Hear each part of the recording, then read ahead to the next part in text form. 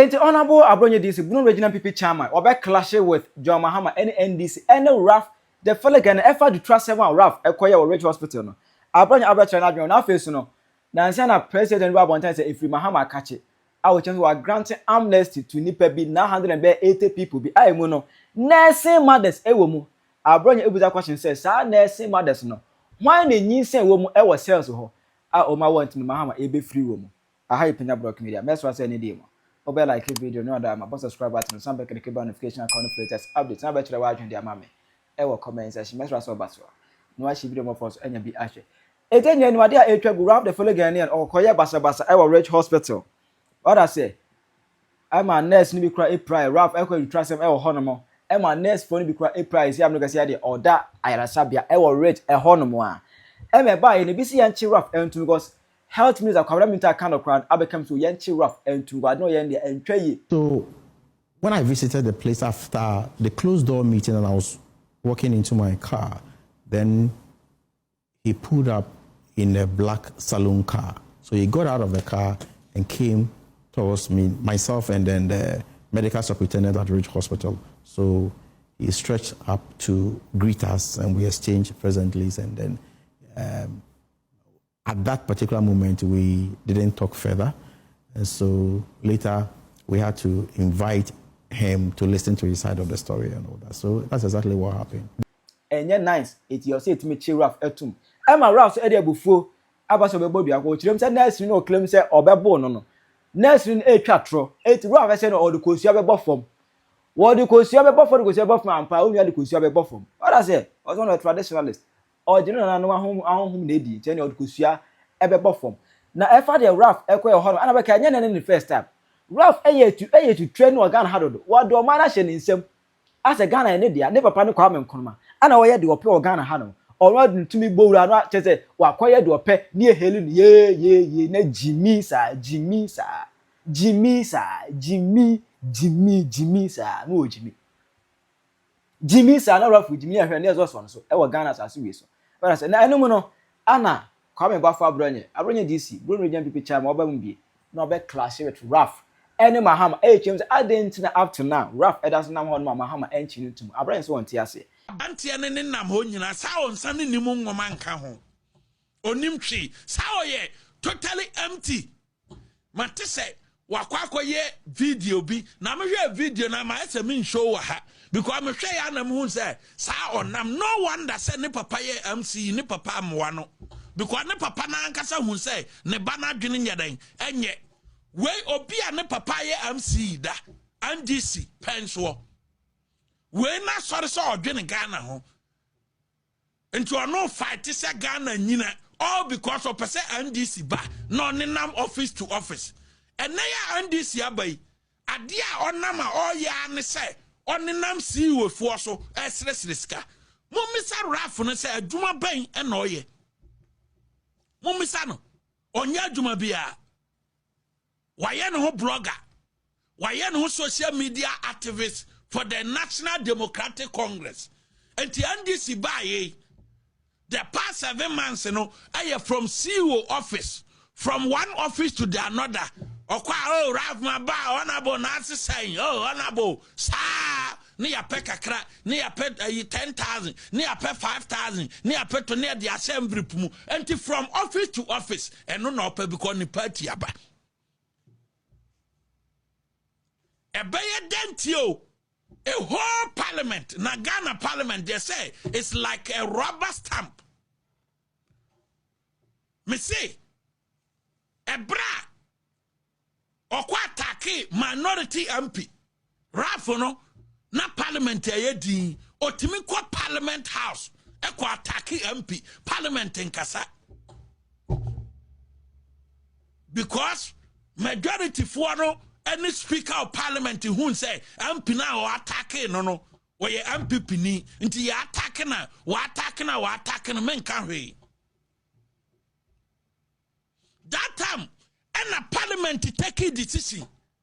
Because for somebody to walk to Parliament House, no be try to attack a member of Parliament, or mind bang, And up Yaba Masadi and Akot will say, you can walk to UK Parliament. Ukom pam, no wako. No wako attack MP. Our Parliament and carry. No afan wadi, all because ni party na ayade, Abba. And no wako kudro, and no jidie, and no one ya say. Se matima ko Parliament ya ko yen to trust them. I'm a police and yammy. Yan charge me to court. Yan range me because my son the backing of the National Democratic Congress. Oh, I'm Pinamako attacking the Maya dear. Social media no more support on the air. Then I can go to hospital. But be a yarfugu. Metimako because many rafono, me a gangaria, me num we, madrin yaduma.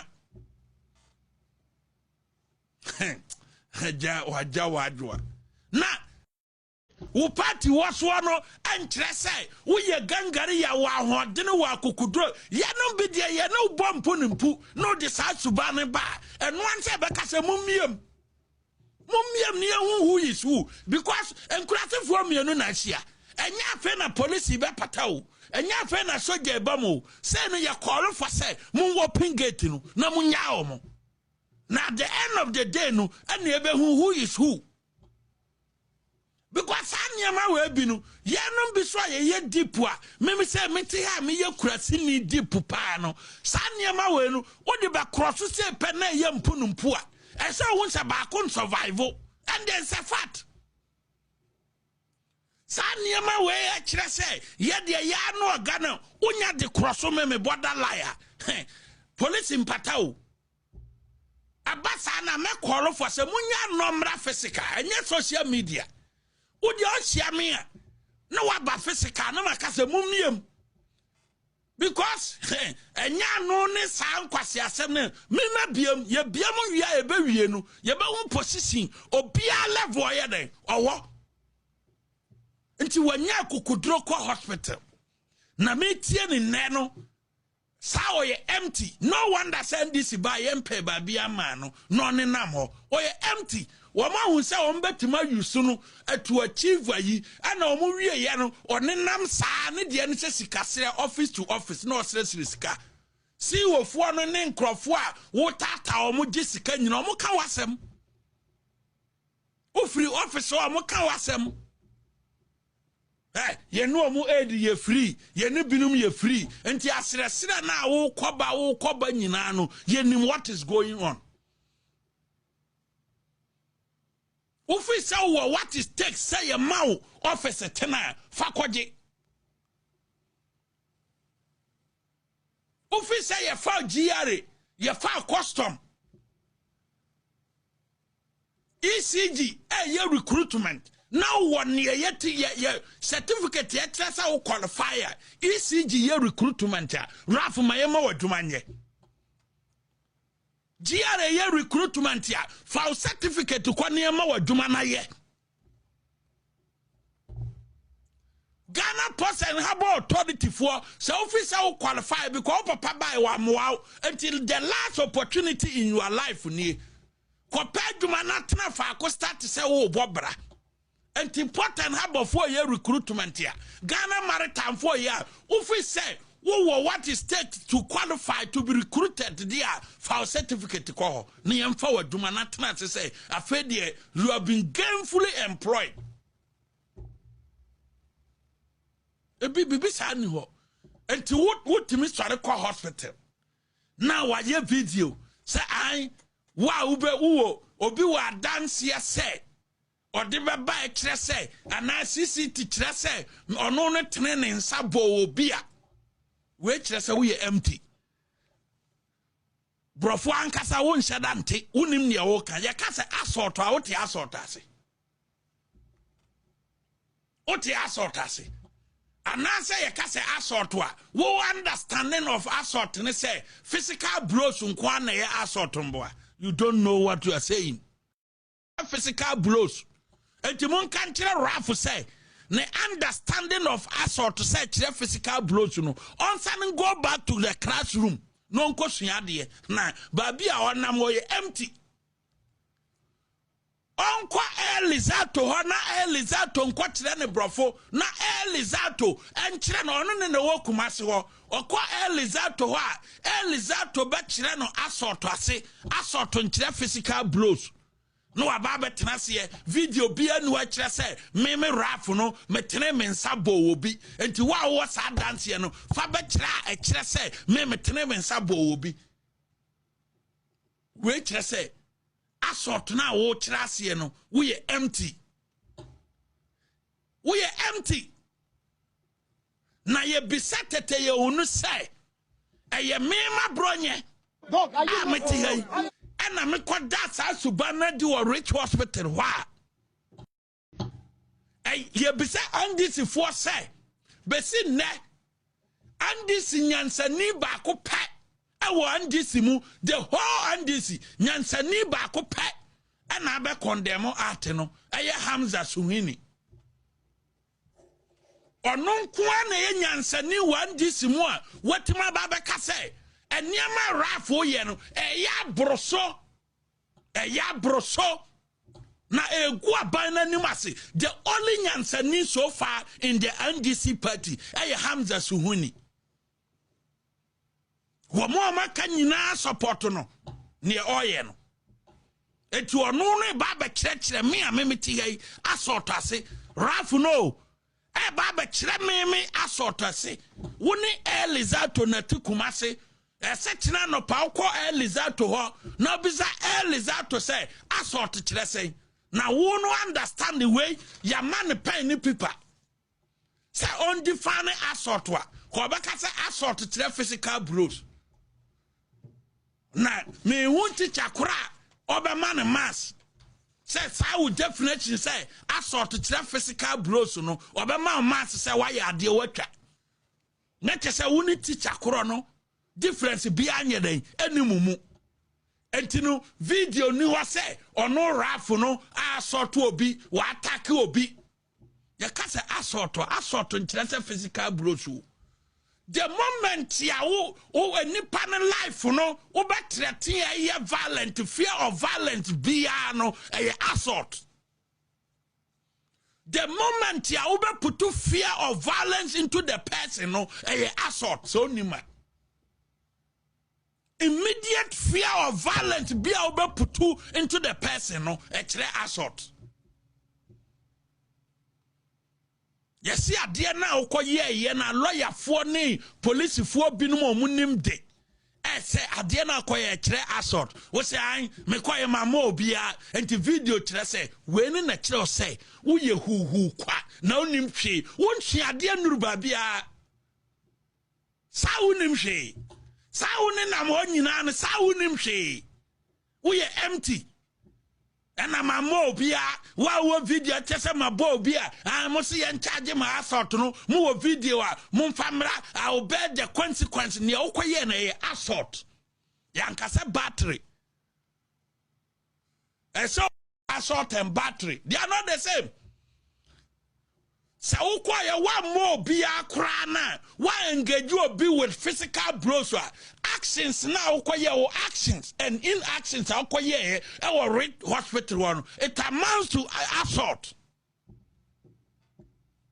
So Nima Pe teacher non us assault to bro funasi. And now ko free lectures Elizato ho Kumasi because nyansa out the bachelor was here.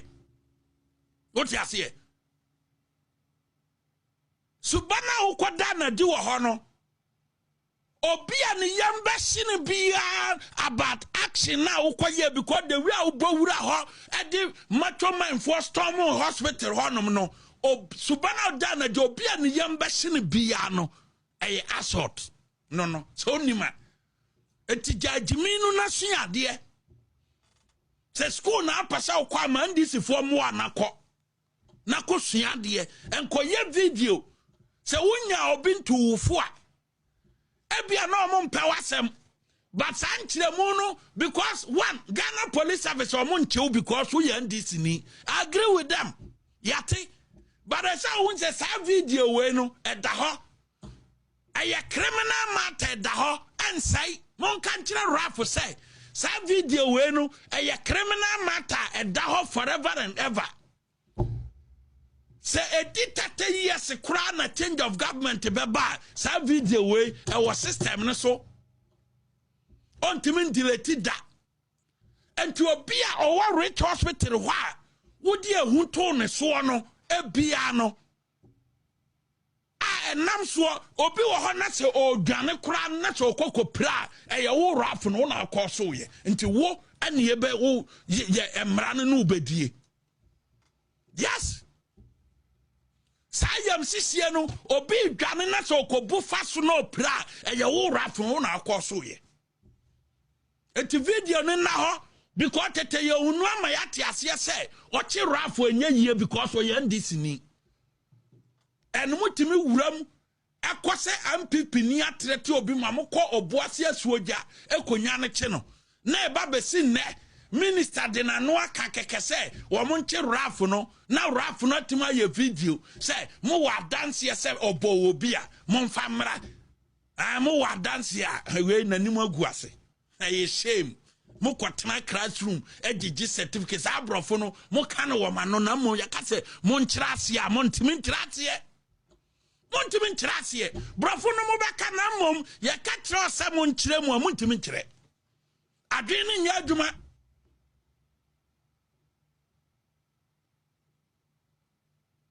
Eno na make say TikTokers. Ye timi chi omo kwa.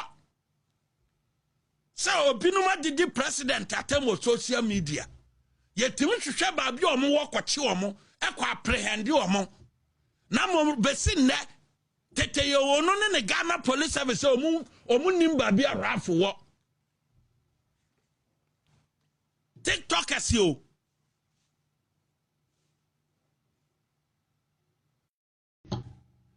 ye bisa andisi for say besin ne andisi nyansani ba ko pe ewo andisi mu the whole andisi nyansani ba ko pe ana be condemn art no eye Hamza Suhini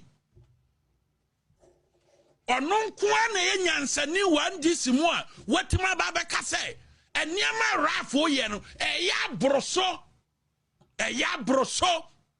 na egu aban na nimase the only nyansani so far in the NDC party eye Hamza Suhini wo mo amaka nyina support no ne oye no etu onu no ba be kire me amemiti yi asotase Ralph no e ba be kire me asotase woni Elizato na tukumase esetina no pa ukọ Elizato ho na biza Elizato say asot kire say na wo no understand the way ya man pen ni people say on define asot wa ko ba ka say asot kire physical bros na me wunti chakura Oberman mass says I would definitely say I saw to physical bros no Oberman mass say why you deal with that. Not say we need teacher no difference be any mumu. Entino video ni wa say or no Ralph no I saw to obi wa attack obi. You can't say I saw to physical bros. The moment ya any panel life no obetretin a violent fear of violence be no a assault. The moment ya put fear of violence into the person no a assault so nima. Immediate fear of violence be put into the person no a assault. Yes, ya dear now, ye na lawyer for ni police for binum munim de. Say a dear now assault. Was say I me quite my mobia and the video say when in a chair say, who ye who qua no nim she won't she a dear nurubabia Saunim she Saunin am on you nan Saunim she we empty. And I'm a mobia, wow video tessa my bobia. I must see and charge my assault no more video, mon famra, I'll bear the consequence in the Okoyene assault. Yankasa battery. And so assault and battery, they are not the same. Sa ukwa one more be a crana, why engage you be with physical blows? Actions now, actions and inactions, our rate hospital one. It amounts to assault. So, Nima, Pau teacher non trust assault to bro Funasi. And now ko free lectures, our early that to her, our Kumasi, because Nyansa out the bachelor was here. What you say? Subana ukwadana do hono. Obia ni yamba shini biya about action now ukwaye because the way ubawura ho at the macho man for storm hospital hono no. Subana dana obia ni yamba shini biya no a assault. No. So nima. Eti jajiminu na suya de. Se school na apasa ukwa man this form one nako suya de. Enko ye video. Se wunya obintu wufua. Ebia no mo mpewasem. But sanchire mu no because one Ghana Police Service o mo nchew because we NDC ni. I agree with them. Yati. But I say wunse sa video we no eda ho. Aye criminal matter eda ho and say mon kan kire Ralph say sa video we no aye criminal matter eda ho forever and ever. Say a dictator years crown a change of government beba sa video way our system no so on timin delete that and to be our rich hospital why would you who tone so no e bia no nam so obi wo ho na se o dwane crown na so kokko pra e ye wo Ralph no na akoso ye nti wo ane ye be wo ye emra no ubedie. Yes. Sayam sisie no obi dwane na so kobu faso no pra eye wo Ralph no na akoso ye. Enti video no na ho because tete Yohonu ama yate ase say ochi Ralph enye yie because o ye NDC ni. En mutimi wuram ekose MPP ni atrete obi mamko oboase asuoja ekonya ne che no na eba besi ne minister de na no aka kekese wo mo nche Ralph no na Ralph no tima ye video say mo wa dance ye say obo obi a mo mfa mra mo wa dance ya we nanim aguase e shame mo kwatena classroom ejiji certificate abrofo no mo kan wo ma no na mo yakase mo nkyira ase a mo ntimi nkyira ase Montimi nkyerase brofo no mo beka na mom ye ka kyerɛ sɛ mo nkyerɛ mu a montimi nkyerɛ adwen ne nya adwuma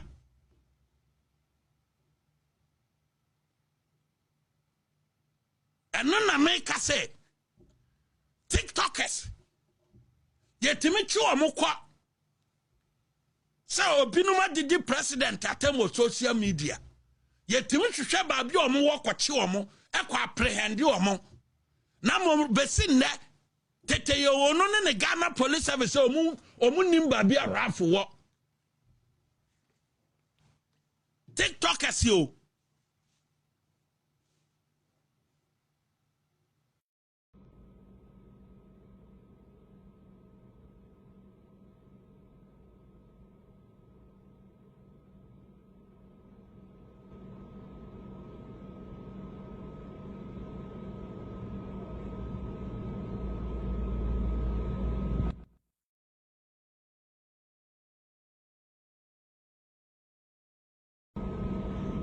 say nye we nya assault Ralph ni so say nya assault akwa we na nkasa no say na maka no say assault no ohia proper education ohia proper explanation e wo Elizato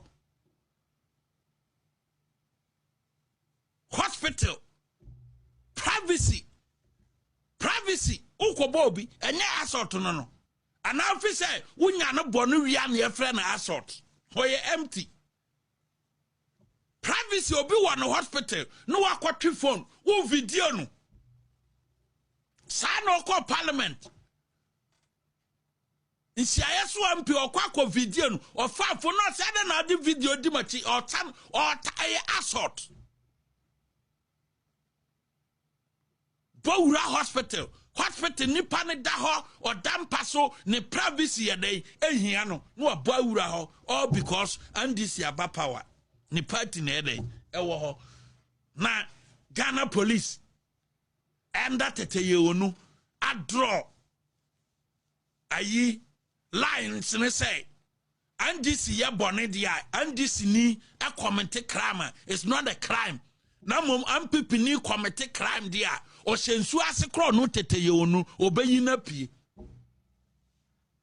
enti etimi hu say TikTok abiti aswojaman wakasa tia president da ben na insulting a president by a crime insulting a president na waka na nsen mu ana press statement be about Mahama Mahama akachi anya say Mahama grant amnesty to about 900 plus people omo mu cells o free nipa 900 na ko list ni mu no wa categorize no why say omo mu fin ewe ni mu omo yare what the sessions aba a session bi anipa dodo a obeyi wom ewo ho na ko hwem na say nursing mothers ewo mu bi just omo mu man no fo omo mu prisoners omo man no fo eso eka ho bi na Abronye ebu say na obi other prison there da ben no onye mu oye owo ya omo akoda no fo ewo cells hono no why na kwanye mu ko ni cells ye wo male ward and e wo female ward cells your male cells and your female cells and then will be that cells are one more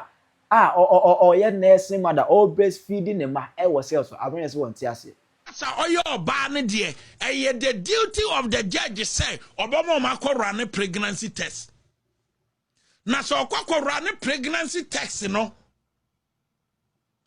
na se nyinsen woman ne judge ne ba ye ne say one be protect, one be defer sentence, no. Mutie ni ye. Say you ko run pregnancy test. Ebra ye di wasema wie na judge so nipa we oyo ba. Enti mon ko run pregnancy test ma yen hwe say onyema. So mon ko run test ne ba ne so ba ne nyema. Ne judge ne kan so we defer sentence no. Ebia 7 months time momra na mema judgment on kan trust asem no udifo na mom ebia conviction ba ka sentence ya obaka trust ma defer ebia ma the next 8 months momra na momba sentence no ne nyina ne say ye mo wakofi akwa fa wo no ba because wo no ba no entimi nkonkotena prison ho because eye wo ana ye di wasem di watum enye wo ba no. Until the moment ya want nursing mother biano ewo prison biano akrano wo ho akrano ye tieti akrano fa hudie so because akrano ko to bia emfa akrano nyede entumu enti ye tieti akrano fa hudie so enti the question is e ba ne say na Ghana prison service ye want nursing mothers mienu enkrano mo nofo da ben no mo kwa wo prison ho. Hey, asem we mu man kan yen kan ye na nkrofo binum wo ha esise yi o madi asise yi o madi nkrofo bi wo amman kan ne yen hwa asem we ne yen kan ye sai asise nkrofo bi wo ha ye yi o madi wo Ghana ha ye mo mu kofie e ba ne sai no ba o da prison no o ye nursing mother no ne ba ene wo ho ne banko ye boni ne banko wi abode ne banko difrodo obi na oye nursing mother na one ne ba e wo prison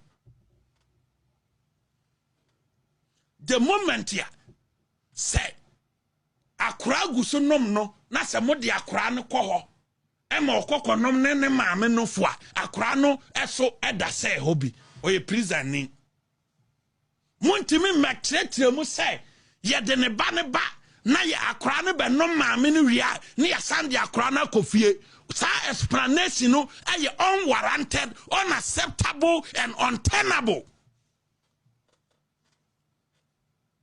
Yes, sa explanation no en hold any water bia.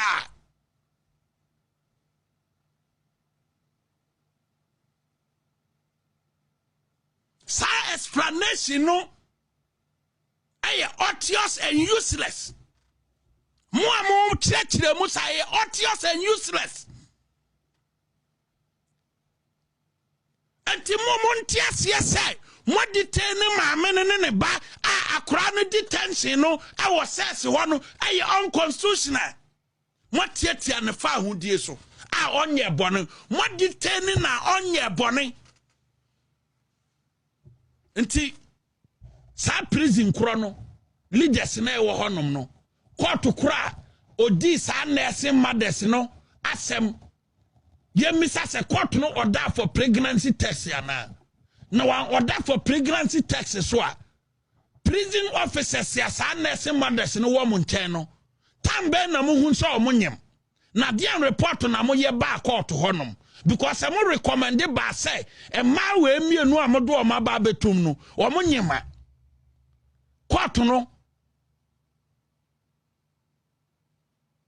or on appeal o metima ye bibi ama o makofie because mo prison officers mo duty say mo be make sure say the right thing is done and mo ho bibi na say mo feel say and some fatal you report back to the court, you don't keep them there because akra no ehye maame ni yam no ye fa ne so oye nipa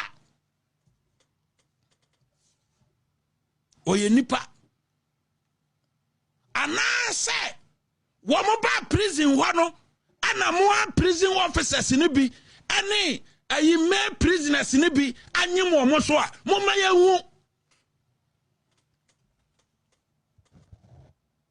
because a prison inside the hall and a prison officers ni bi mo ade no anyim wo a mo ma ya hu the truth of the matter me prisons ni bi and across wako ayi female ayi ward yard ho akɔwe omo ama omanyem and amode ade na sie and amode recommendation akɔse nursing mother so a mumma yehu we want to know so when nsɛm a Brown Regional BP chairman kwame bafo Abronye Dc babeka o sibet ma kyerɛ wa adwene ama me e wo comment section aha Penyah Block Media akra